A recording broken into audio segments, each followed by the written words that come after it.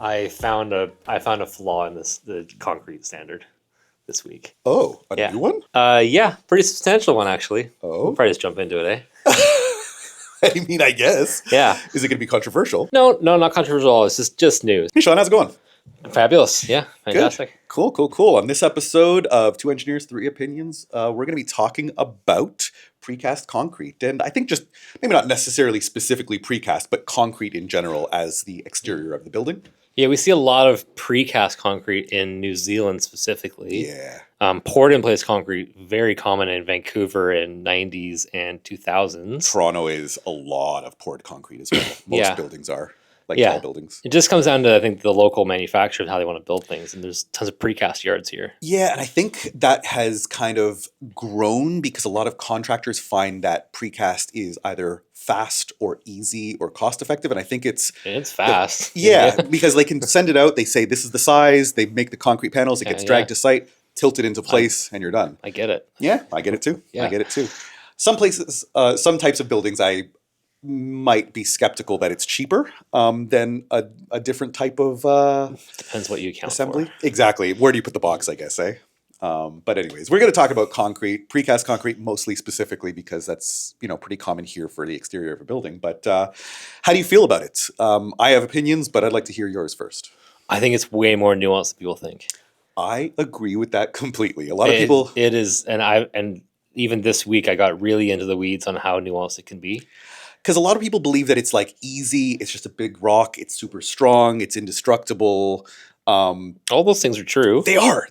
But there's nuance to it. And so what did you find? It's like concretes are it's like rocks. There's types of rocks. True. Right? Different types of rocks, different grades, different ways they're made and put together.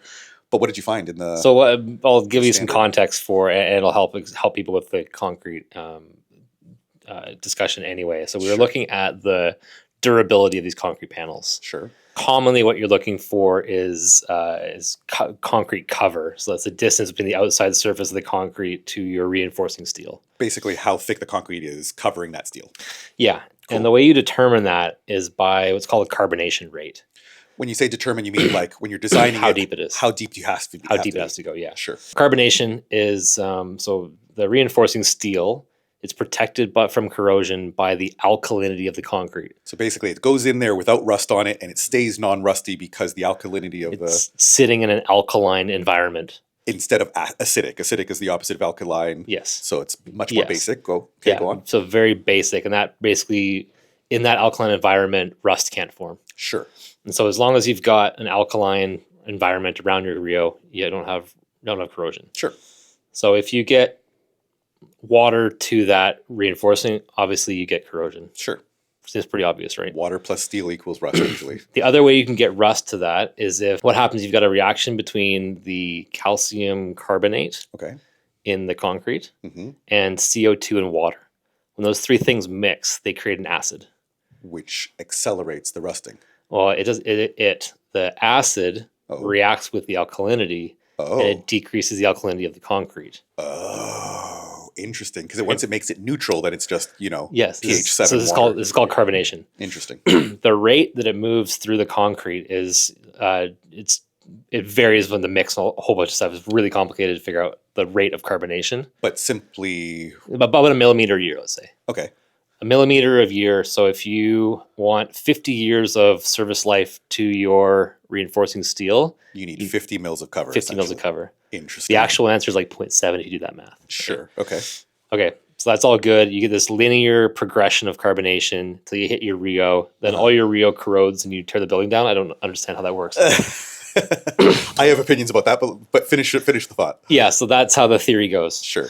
What the code doesn't account for, or the standard doesn't account for, this is NZS 3101, and other places haven't quite caught this as well. Sure. When you get a crack in concrete, that crack allows that water to penetrate deeper than your carbonation rate. Okay. So let's say you've got a concrete surface and a bunch of cracks like this. Now you've got that carbonation layer that we thought was going 0.7 mils per year is now penetrating deeper and deeper through the cracks, causing removing that protective alkaline environment. So you can get cracks accelerate that carbonation rate, accelerate the corrosion. Sure. Cool. When you look at tons of the studies about concrete and reinforcing cover and the effect of cracks, a lot of them have looked at, and the research I was looking back is like 2000 was probably like 1980s is sort of when it started becoming popular to study this. Sure, okay. A lot of them looked at lab tests under chloride-induced corrosion. Oh. So what they were looking at, and chloride-induced like is a seawater-induced corrosion. Sure. Much more aggressive than carbonation corrosion. Sure. So the testing was going as, well, if we solve for chlorides, we'll solve for carbonation. And they just interpolate or something. Well, people are now starting to study what's the effect of cracks on carbonation rates. Irrespective of the chloride testing. The chloride-based testing gives you one answer. Carbonation gives you a different answer. Sure. Because the migration path through the cracks is different. It's different, yeah. So you look at NZS 3101, it's got a maximum crack size, 0.3 millimeters. Okay. Because when you look at the chloride studies in concrete, when you crack is less than 0.3, there's no effect on the corrosion rate under the chloride corrosion. Chloride, not the carbonation corrosion. Correct. Interesting. So there's a missing link there. Yeah. Now you go to look at you look at research from, this is like 10 years old, like very new studies on the carbonation effects on the hairline cracks. Sure. 0.01 millimeters maximum crack width do not have any effect on the carbonation rate. And 0.01 is like less than a hair, thinner than a hair, basically? Yeah, essentially, yeah. Very, very small crack. Any crack. Okay, well that's a little bit scary, but it's not really that surprising to me because like I've inspected a lot of precast concrete buildings or cast in place, whatever it might be. And you get to about like the 30, 40, 50-year mark of the age of that building or the age of that cladding, and you start to see bigger cracks, you start to see spalls, you start to see rust stains coming through, and that's really just evidence of what you were just talking about, that eventually the steel starts to corrode, and when that steel corrodes, it expands because the rust turns into like, I guess, a bigger particle and it starts to flake off from itself, and the force of that pops off big chunks of concrete. And I think in the concrete standard code of practice, they have a requirement for maintenance and inspections. Do you find that people are doing that? And do you think if people did follow that, we might be able to avoid these carbonation? Well, this is where I got to this research. I see. Okay. Is we were looking at some hairline cracks and some precast, and not coated, no admix, just a stained concrete, straight concrete. Yeah. And I said, basically, the code of practice for the weather tightness side says you need to repair those cracks every year. Inspect and repair as necessary. This is what it says. Yeah. And I said, basically, any crack's going to reduce your carbonation and reduce your life of your concrete. Sure. The response back was, no, the code says you can leave cracks up to 0.3 millimeters unrepaired. And you start. And to I go said, down this hang rabbit. on, where does 0.3 come from? Oh, 0.3 comes from the chloride-based corrosion. Sure. I'm not talking about that. I'm talking about carbonation. And I think that's going to cause some problems on that particular project. Very, very interesting. And I think, like, this isn't the first time either of us has kind of done a deep dive, went down the rabbit hole and really started to figure out, like, where did this number come from? Where did this standard come from? Where did this belief come from? And once you get to the end of it, you kind of realize that there might be something missing, or they might be looking at one thing as opposed to the other thing. I feel like one that we talked about before was just combustibility of certain things and whether or not they stop fire or whether they're just non-combustible. And sometimes there's a difference in understanding around that. Not to do with concrete, but like this is kind of a similar thing. It's just like you don't know what you don't know until you start looking deeper into it. Yeah, so one of the recurring themes on this podcast will be about finding the underlying reason for where did 0.3 come from. Sure. What's the and standards sometimes will reference the studies which that's based on. This particular standard said this is the one study that we looked at, and this is why it's based on 0.3. I like that they actually had that reference in there, or else you would have had to really I went to that study, looked at it, and yeah, that's what it says. That's fine. Did a kind of a meta search, a research on meta search on 50 studies, and 46 of them found that actually cracks up to 0.2, 0.3, those actually can result in corrosion. So it's like they probably didn't do it on purpose to cherry pick the one study that gave them the number they wanted, but it was either I'm sure that happens. I'm sure it happens. Might have been an oversight or something like that. Yeah. But anyways, to be clear, we're talking about uncoated concrete too. Sure. Very big distinction. Okay. Why? So uncoated concrete, you're relying on that carbonation protection, that reinforcing cover. You introduce a paint coating to it. Sure. You've now stopped the mechanism of the water and the CO2 from getting to the concrete. Sure. Creating that acid mix, neutralizing the alkalinity. Sure. So when you paint the concrete, you've got infinite longevity, really. Until the paint breaks Until the paint breaks. But you also have the ability to repaint it. Yes. You can't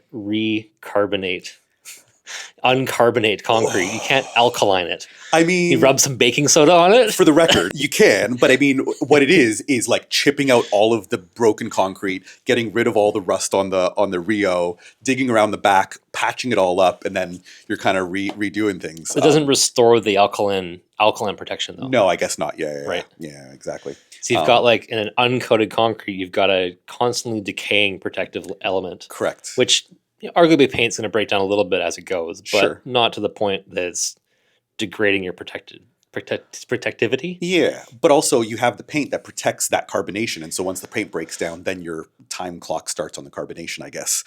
Yes. So that's kind of why you're putting if the paint, so let's be clear, if the paint breaks, and so if you have a thin latex paint without that elongation properties, that crack is going to be where your rust starts. True. That's the spot. Crack in the paint is probably going to be over a crack in the concrete, and that's where the water is just naturally going to go in. So I looked at buildings in New Westminster. Sure. Before we repainted the building, it was looking old. It needed to be repainted. It was 30 years old. Sure. Before we did that, you take concrete core samples. You do a carbonation test. You can measure how deep the carbonation is. Sure. And after 30-year-old building, it was like millimeters in. Sure. There was still, even uncoated, there would have been decades of life left in that concrete. Versus you go and test some of the uncoated concrete buildings in Vancouver, the Arthur Erickson SFU and the courthouses, and there's a famous one on Georgia Street now that's falling apart because it's uncoated and it's like...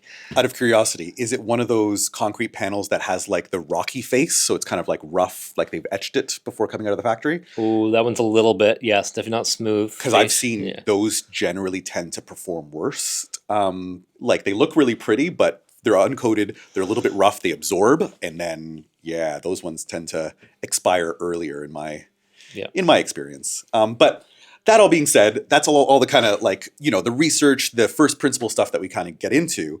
But in terms of actually, designing a precast panel and putting it on the outside of the building and making sure that we don't have interstitial condensation risk, making sure that we have that durability and longevity, what are our kind of tips and tricks that we usually get into? If you're looking at it from the building science side, because I think there's a structural conversation to have here too, on how those panels actually move versus how we think they move. Sure.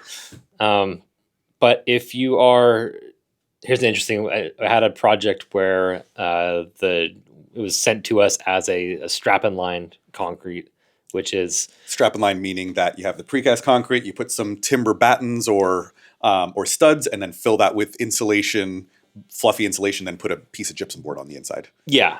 And that works fine as long as you don't look in the wall. Sure.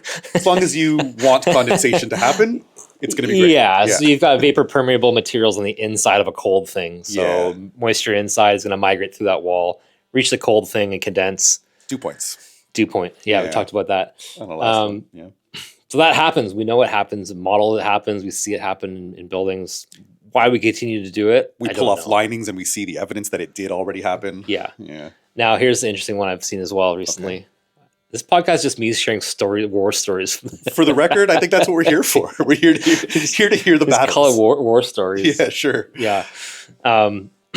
So I told the client that you can't strap and line this building because of condensation. Yeah. And they came back and said, well, we built the last building with strap and line, and that engineer said it was okay. Of course. Sent me the report, and the report was, it's because condensation. The report specifically said that? Yeah. And they just assumed it was all good. Okay. Well, no, here's where it gets interesting, because they asked us, well, why did you come up, what's different between your reports? Yeah. I was like, the models are exactly the same. The condensation is exactly the same. Yeah.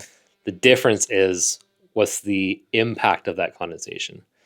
Okay. So when you toggle in Woofy, when you toggle the material sensitivity, sure, from very sensitive, which is like wood, dust, dirt, sure, things that can grow mold, things that are mold supporting, yeah, the wall fails like sure, within 2 years. Well, of course. If you toggle that to actually what the model as a standard says you can do, ASHRAE 160, okay, to fiberglass, concrete, whatever, steel stud maybe, you've got non-organic, non-fungal growth supporting materials getting wet. You don't have fungal growth. Okay. Is that missing some nuance? Yeah. Is that missing the nuance you're missing is you're not building a wall in a hermetically sealed laboratory. Sure. You're going to have dust on materials as it goes in the wall. Even oils from people's hands as they put stuff in things, that is all edible. Cross-contamination when you're building that wall is not even highly likely. It's like a 100%. Like 100% there's going to be. Yeah, absolutely. So yeah, if you were in a laboratory building this and had that condensation, fine. But the reality is you're going to have some organic materials in that wall when you build it. Sure. That condensation then is going to have a place for fungal growth to start to occur. Yeah. And with Woofy, usually we're looking at like a decade of years, kind of cool, hot, and it kind of simulates that. And so even if you don't necessarily have all of the organic stuff, like hypothetically, magically build this in a hermetically sealed thing, you don't have all the organic stuff to grow the mold, you're still collecting water. Like you'll get the condensation, it'll drip in there, it'll evaporate and condense again, and it kind of builds up over time. And so even if you're not seeing necessarily the mold growth, you might start getting, rot in the timber, you might start getting corrosion on your steel studs, you might start seeing bubbling on your finishes on the interior side, all kinds of fun stuff. The other solution I've seen put forward for that particular wall, strap and line concrete, is let's reduce the relative humidity of the inside air. Sure. And so I said, okay, well, I'll run that model. I'll try to find the threshold at which that doesn't occur. Dry enough air on the inside, there's no problem on the inside the wall. Okay. Yeah. And this is so something that's looked at. If you look at the Homestar requirements for moisture and condensation, sure, that's one of the suggestions, or one of the ways you can comply is by just ventilating. Sure. So ventilating, not just ventilating. Okay. Just ventilate your face off. Okay. Even if the outside air is really humid? Well, okay, go on. This is the part of the assumption it doesn't work, right? Sure, go on. So I modeled, I said, okay, well, that wall doesn't work. I'll see what needs to happen to the inside air to reduce that condensation risk to the point it's negligible. How dry did the air have to be? So it had to be below 50% RH year round. 50? 50. That is not possible. Really? It seems possible. It's not possible? No, in Auckland, it's not possible? Auckland is not possible. You're usually sitting around the 60% or 70 in the winter, You get peaks. So if you look at the Woofy curve of that RH when it's capped at 50%, it's got these hard cutoffs. It hits ceiling, right? It's cutting off those top ends. Okay. So how do you cut that off? You need a dehumidification in the building. Sure. You ever heard of a building with dehumidification in Auckland? I haven't heard of one. Funny enough, heat pumps will dehumidify. They will. But that's not the function they're usually used for. Sure. They're not running very efficiently to do that. Yeah, now, I ran then the simulation at like 10 air changes per hour. What's something like preposterous? So outside is exactly inside. 10 air changes per hour, just so everyone can kind of, put that together in their head. If we're in a room and you're having 10 air changes per hour, it feels like wind blowing at you. There's that much air, right? All of the air in the room replaced every 6 minutes.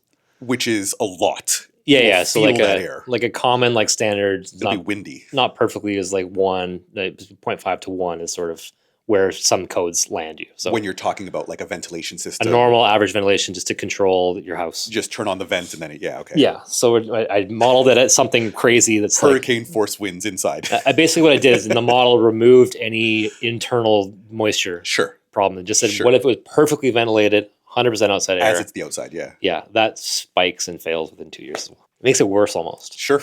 Okay, so that didn't work. So what's the other option to make it work? Instead of doing the strap and line with the fluffy insulation, what can we do? So what you need to do is you need to prevent that inside air, which is heated and at a moisture level that's higher in reality. You model it differently to see what happens. But You need to use materials which are non-vapor permeable and can be made airtight. Sure. The problem with the batt insulation in that strap-on line scenario isn't so much the permeability that matters, but it's the vapor, the airflow into there. Sure. The batts doesn't stop the airflow cycles. So stack effect from just floor to floor, it's going to bring air at the bottom in and up, and probably the reverse because it cools and whatever it is. Whatever it might be, yeah. So a common thing we do, and it's been, it's not, we didn't come up with it. It's been around for ages, is a rigid insulation material. Yeah. Commonly it's polyiso, cyanurate, polyiso. PIR. PIR. People call it.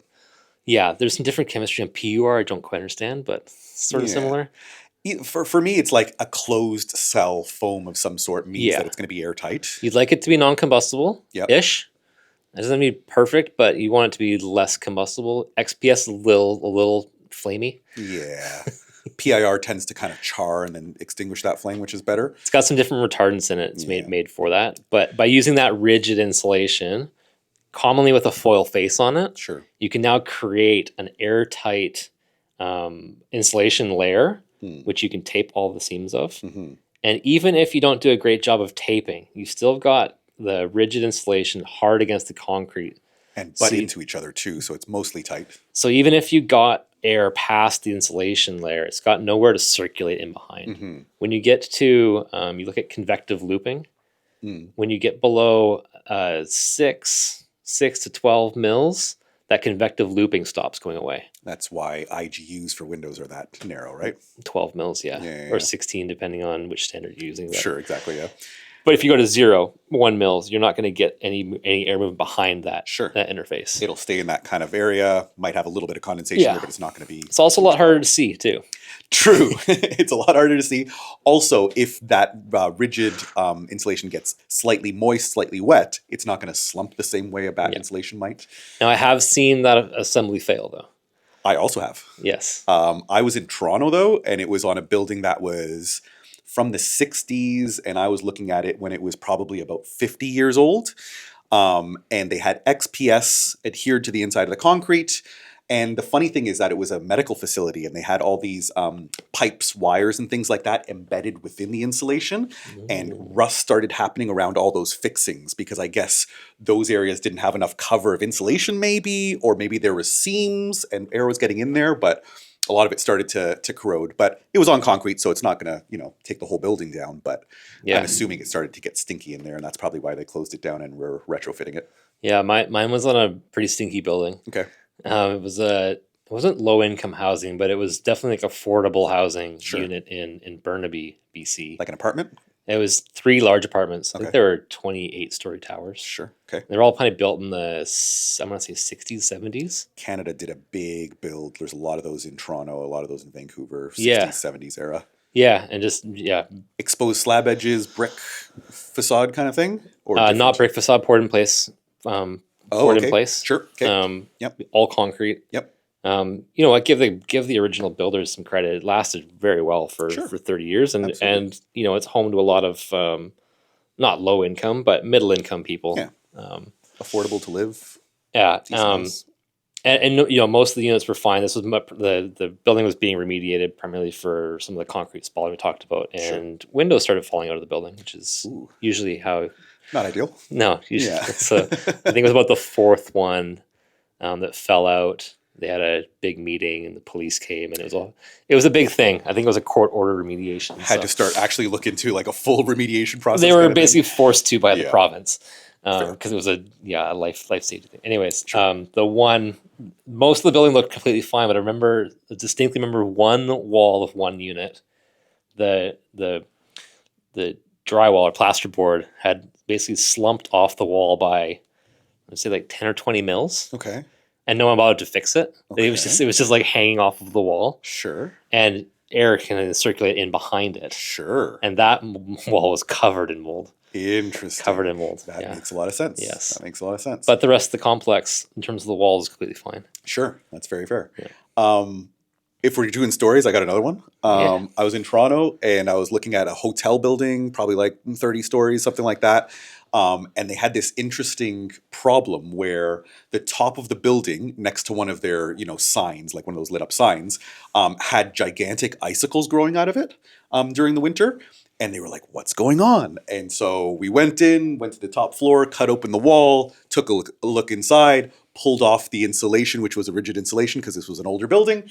And what we found was a gigantic iceberg sitting on the inside of the concrete because so cool. they had air tightness issues. So like the joints in the concrete were allowing air to come in and go out. And so the moist interior air was getting into that hole, being forced out due to, I guess, stack effect most likely, and then starting to freeze because it has a lot of water in it. And over time, it kind of condenses and freezes immediately, and then just grows.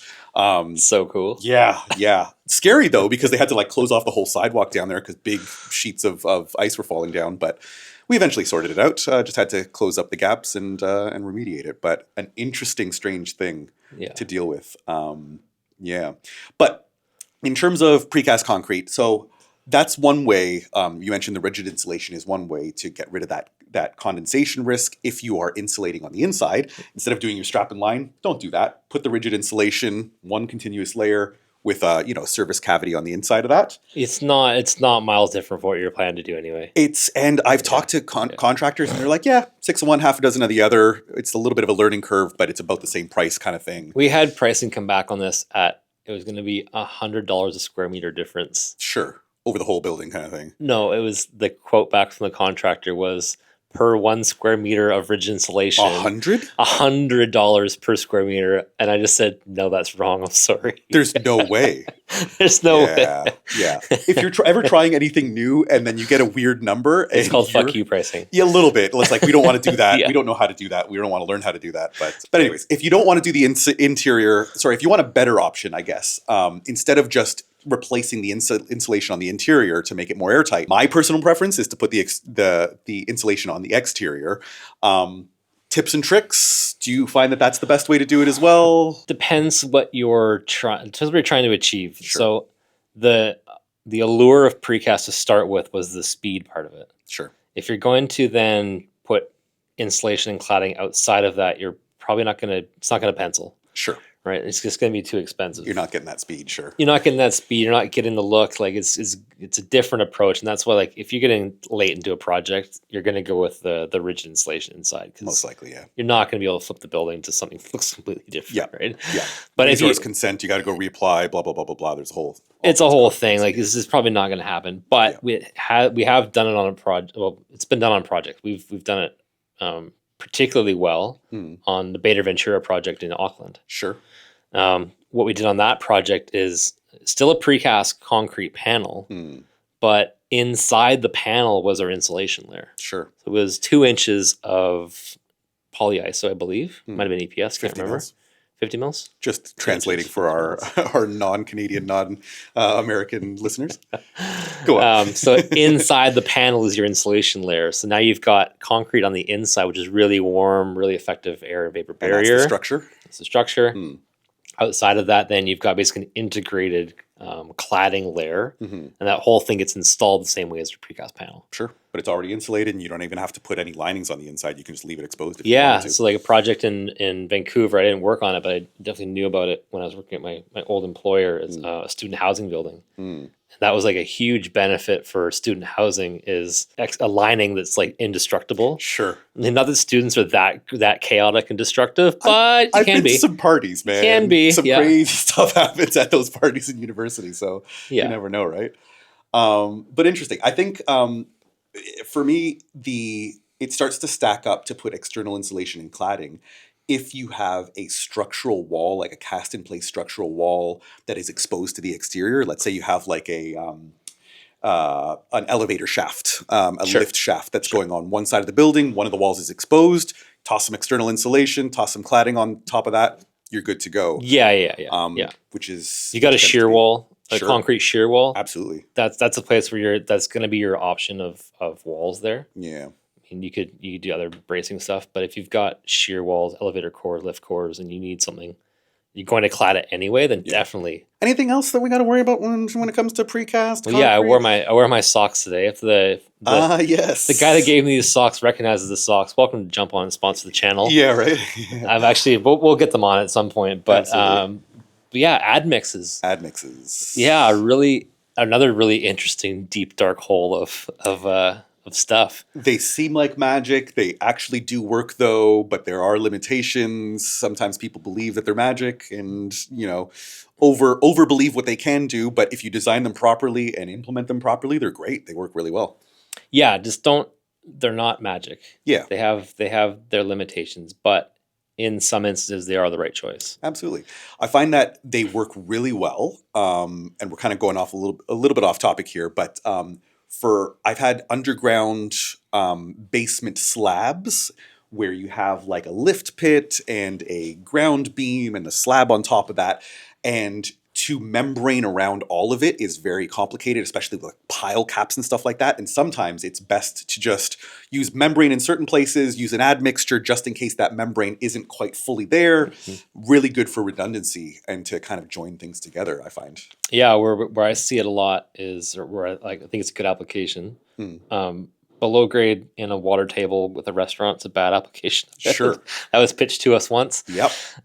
So that's not a good idea. And I think the Admix supplier eventually agreed that wasn't a good idea for them to be doing that either. Yeah. But on a above grade cladding panel, let's say. Oh yeah. Where this is where the architects got an idea of what the building should look like, and they don't want a flat paint look to it. They want it to look like concrete. They want it to look like concrete or stained concrete. It's been very common now. Sure. Yeah. But if you don't coat it, then you're battling carbonation as your protective means of that. Sure. You can slow down the rate of carbonation with some admixes. Sure. That's some really cool technology and some hydrogels. The admixes can also control cracking a little bit, although I'm yet to see a data sheet that really tells me exactly how much it cracks or controls cracks. I found some research that there's definitely research that there's self-healing proproperties to even basic concrete. Sure. Which is like self-healing is sort of like you get dirt in the crack and that fills it. Sure. There's some crystal. There's other admixes that grow crystals to seal it. Sure. I wouldn't rely on it completely, but if you're going to do it, better than doing nothing. I think it's, in my opinion, really good as a redundancy. Yes. So if you are painting it and you also have an admixture and you're like, no one's going to repaint this building. So once the paint starts to fail, the admixture kicks in, and then you're not working against that carbonation thing. Yeah. I think the biggest thing that a lot of people don't really realize is that the admixtures are only effective where the concrete is fully solid, uncracked concrete. And once the cracks get over a certain amount, it might be that 0.3, and their literature might be referencing that same standard possibly. These seem to seal up to 0.5. Okay, true. So it's going to take care of most of those hairline cracks. Okay. And so you talk about that, that cracks causing that carbonation growth. It's not just like, you imagine the cracks this wide. Mm-hmm. The water goes in and it starts to migrate laterally as well. Through micropores and things like that. Yeah, so even having the admixes that slow down that rate of absorption laterally is going to give you a lot of longevity that wouldn't be there otherwise. Sure, absolutely. So hey, if you really want the building to look like that, then you probably need to do this. Yeah, most likely. To get to your expected service life. I'd say the one last thing I want to talk about in terms of precast concrete is the jointing between the panels. Oh, can we talk about it, please? Absolutely we can. Because here in New Zealand, and I'm just going to talk about the New Zealand context because that's what I've been working with, most often right now. You have vertical joints that are either sealed from both the inside and the outside, or it could be sealed with an air seal sealant on the inside and a baffle joint, just like a rubber EPDM kind of thing, in a little rebate.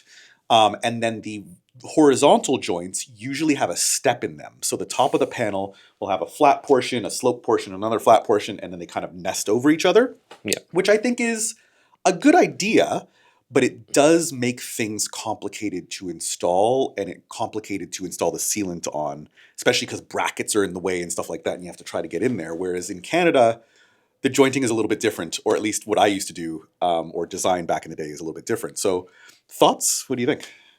Yeah, you need to look at what your concrete panel is doing structurally first. Sure. That's where your jointing selection comes from. Sure. Canada's using those external poured-in-place walls as shear walls. Sure. We're creating a very, very stiff building. Sure. So the floor-to-floor continuity, it's all one monolithic concrete structure, top to bottom, all the way up. Basically. Yeah. Mm-hmm. What we tend to see in New Zealand a lot is cladding panels.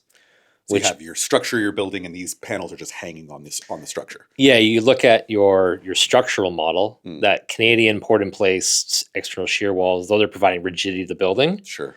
If you looked at the structural model in the New Zealand context, those panels don't exist, providing no stiffness to the building. It's as if they don't exist. They're providing zero stiffness, and they're also providing weight. So in the seismic situation, they're the weight will be there for sure. Yeah. Okay. Yeah. But this is where you start to get nuance, and I think a lot of structural engineers are missing this. I don't think the industry overall understands exactly what's happening with these panels. What you commonly see is one half of interstory drift is going to be the seismic movement portion of it, side to side between two different floors. Yeah, and so the way you combat that in a timber frame or a steel frame building is you've got racking ability. So basically everything just warps into a trapezoid, whatever it is, rhomboid. Yeah. Basically, you rhomboid? I don't test me on geography or geometry right now. But no, you have like your timber studs, and they'll kind of like stay straight at the bottom, straight at the top, and in the middle they'll kind of bend a little bit. Yeah, kind of like this. Yeah, so basically it bends, and or you might have a deflection track, or curtain wall's got other things. Anyway, yeah, they slip by each other or whatever. So that racking movement, that can't happen in precast panels because they're so strong and stiff. It's you can't rigid squares. You're not going to move the top relative to the bottom. It's a rigid square. Yeah. So what you have to do if you want this panel to not contribute to the stiffness of the building is you need to have one side of it as a slot and one side fixed. Sure.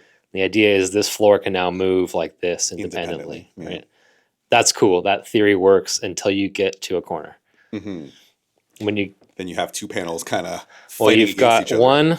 So this one slides back and forth. It stays perpendicular and upright. Sure.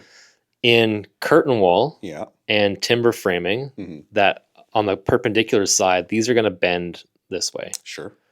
And they've got, the wood's flexible enough, the aluminum, whatever it is, flexible enough to do that. Glass even. But precast, you look at the bolts and anchors and brackets holding precast in this direction. They do not allow that rotation. Where the hell is that rotation going to come from? Because it's two flat things holding against each other. There's going to be moment there, yeah. Yeah, I mean, we've got like PFC steel channels holding precast. Sure. You're not bending it. Sure. It's not going to do this. Yeah. So what's the solution? I don't think you can actually do cladding panels out of precast. I mean, a lot of people would argue because of the fact that there's so many that are built and currently in service. Oh, I'm not saying don't build it. I just don't think they behave like we think they do. I agree with you there. That's fair. They don't behave anything like we. So I think the structural models are wrong. Probably in a direction that's conservative and probably okay. Like the building's stiffer than you think it is. Yeah. Because of the influence of those panels and the rigid connections of those panels, it stiffens the whole building. Yeah. Even though the model didn't necessarily do that. Here's the next part of why I think those buildings are a lot stiffer than we think they are. If you're connecting a precast panel through a slot with a bolt, sure. If that has even an ounce of tensile or normal force to it, the friction on that is, you don't need a lot of friction to resist that movement. Sure. And people are putting these with hammer guns. They're not checking torques. Exactly. You're not putting in washers I've always felt this way about slip joints, because it's like, yeah, it's a slip joint and it will eventually be the easiest thing to slip, but it's going to take a lot of force to get it to slip. It's not going to be zero shear force resistance. Yeah. Even though the model thinks it's zero shear force resistance. Sure. Yeah. So I guess that's really just, an example of how modeling and real life are slightly different sometimes, and you have to test the assumptions and see how it actually works. Have you seen any studies of that showing the corner of a precast and getting kind of deep into that interaction, and if it's causing stiffness and if they're actually moving properly? I haven't done a deep dive on that because I'm really trying to stay out of it. That's fair. I've seen curtain wall, but I haven't seen precast. Curtain wall, test all the time, right? Sure. I've recently seen some stuff with CLT panels in Vancouver, with the same sort of stiffness requirement, same sort of thing. But those have a much more flexible connection at the top. True. Wood and the screws can sort of bend like that, right? Precast it starts to crack. Pretty brittle. Yeah, precast does not want to be in tension, really. No. So then you're trying to design like ductile steel connections that can move in an earthquake, but then those things you have to go fix, and all kinds of fun stuff when it comes to concrete. But jointing overall though, there's lots of ways to do it, and as long as you have that rain screen principle of an interior air seal, exterior water shedding surface, all of those solutions can work. Can work is the key part of it, because like what I found is that like they work until there's one place where the interior air seal wasn't able to be done because it was behind a bracket. I've done investigations on a bunch of buildings here in New Zealand that are leaking because of that. Because the person installing the sealant's like, it's just one little bit. Who cares? It's not going to be a big deal. But once you start to get wind blowing against that building and pushing water in, that's when you start to see problems. So yeah. Redundancy is key. So you have your interior air seal, and then you have an exterior deflection of some sort. So if you're using a baffle and an air seal, that works. If you're using this overlap and an air seal, less ideal. You ideally want like a drained deflection joint on the outside. And that's why I was saying, like in Canada, what our typical thing was, at least at the place I used to work, was square-edged panels and then a two-stage sealant joint. So you have both of the sealants installed from the exterior side as opposed to the interior, so that it's all accessible, it's all doable. And then you have drained joints at each floor to keep everything out. So we have a fear of sealants in New Zealand. Yeah, I've suggested that, like the Canadian way to do it. And usually the argument is, we can't install the air seal because it's too deep on the panel. But my answer is, no, you're just installing an air seal somewhere in the middle of the panel as opposed to right at the back. Yeah, tons is two-stage sealant joints in Canada. Yeah. Where that air seal is just like 50 mils in from the outside. Yeah. And it works. It's not hard to install. Yeah. If you are a contractor and you're curious, let us know. Happy to help along with that. I'd love to get some precast joints like that here in New Zealand. I haven't been successful yet because it just seems a little bit scary, it seems. I think we're at the point where we suggest a lot of things that could work and people default back to what they know. And, but a lot of those suggestions do end up going into future projects. Yeah, slow incremental progress. Yeah, kind of plant the seed, and then eventually, once someone's ready to take a little bit of a risk, is the bad word, but try something new that also works. They've already kind of warmed up to it beforehand. Or what usually happens is you suggest one way of doing things. It gets doesn't fit the project, whatever it is, and then halfway through the project, like, man, I wish we did it that other way you suggested. We're going to do that next time. Yeah. That happens kind of, later in the game. And then it's like, well, it's too late now. Let's do it on the next one. But anything else for concrete? I think that we covered most of it. I think that like at the topic we're talking about here, that's what we can probably cover. I think we need to find some concrete experts to really do a deep dive on.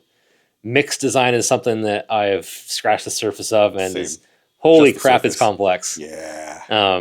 Getting into like reactive aggregates. Looked into that or not? A little bit, yeah. Fly ash additives. There's a whole world of concrete in there. Have you seen World of Concrete, the conference? I have, yes. Yeah. World of Concrete, the same as Zach World of Façades, but it's a little bit more, bit more specific. World of Concrete's huge in Vegas. Yeah. Anyway, if you're watching this and you're a concrete, even mediocre expert, drop us in the comments, drop us a line. Love to have you on and tell us a bit more about the world of concrete or the science behind concrete, and let's chat. Yeah. And if you're not an expert and you're just doing a design and you want to put some precast on the building, we have a resource online. We're going to be releasing more resources as well. But if you have a question, give us a call and we'll help you sort out some detail.